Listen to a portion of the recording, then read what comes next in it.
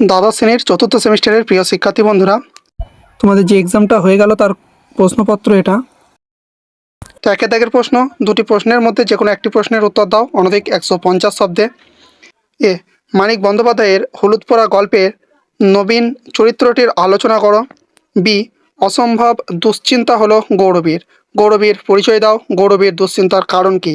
এরপর দুয়ের দাগের প্রশ্ন, দুটি প্রশ্নের মধ্যে যে কোনো একটি প্রশ্নের উত্তর দাও অনধিক 150 শব্দে।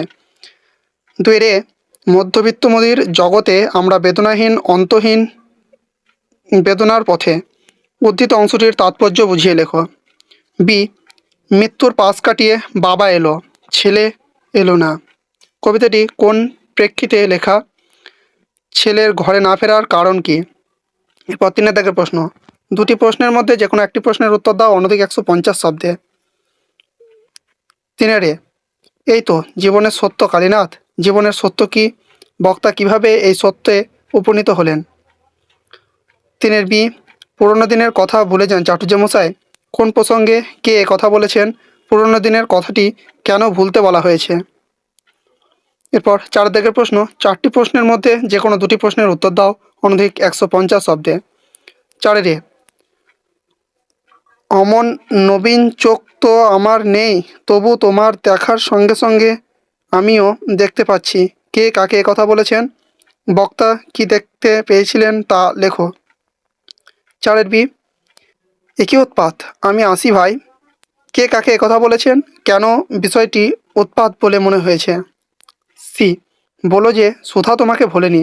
সুধা কেন অমলকে ভোলেনি? এই সূত্রে সুধা চরিত্রটি সংক্ষেপে আলোচনা করো। এরপর ডি, ডাকঘর। কার ডাকঘর? ডাকঘর শব্দটির সাধারণ অর্থ কী? রবীন্দ্রনাথ কোন তাৎপর্যে ডাকঘর নাটকটির নামকরণ করেছেন? পাঁচের দাগের প্রশ্ন, দুটি প্রশ্নের মধ্যে যে কোনো একটি প্রশ্নের উত্তর দাও অনধিক 150 শব্দে। পাঁচেরে, বাংলা চিত্রকলার ইতিহাসে অবনীন্দ্রনাথ ঠাকুরের অবদান সংক্ষেপে আলোচনা করো। এবং বি, তথ্যচিত্র কাকে বলে? বাংলা তথ্যচিত্রে ধারা সম্বন্ধে যা জানো লেখো। নিম্নলিখিত যে কোনো একটি বিষয় নির্বাচন করে নির্দেশ অনুসারে কমপক্ষে 400 শব্দে একটি প্রবন্ধ রচনা করো। প্রদত্ত অনুচ্ছেদটি প্রস্তাবনা বা ভূমিকাস্বরূপ গ্রহণ করে বিষয়ের গভীরে প্রবেশ করে পরিণতি দানের মাধ্যমে একটি পূর্ণাঙ্গ প্রবন্ধ রচনা করো।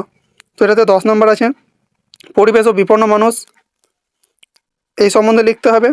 আরেকটা আছে যেটা তোমাদের বীর, প্রদত্ত সূত্র ও তথ্য অবলম্বনে একটি প্রবন্ধ রচনা। এখানে সমরেশ বসুর জীবনী নিয়ে প্রবন্ধ রচনাটা লিখতে বলা হয়েছে। তো এখানে তার জন্ম, পিতা, মাতা এইসব দেওয়া আছে। তো এই পয়েন্টগুলোকে তোমাদের বিস্তারিতভাবে আলোচনা করে প্রবন্ধটা লিখতে হবে। তো এটাই ছিল আজকের ভিডিও। যদি ভিডিওটা ভালো লাগে অবশ্যই একটা লাইক করে চ্যানেলটাকে সাবস্ক্রাইব করতে ভুলো না।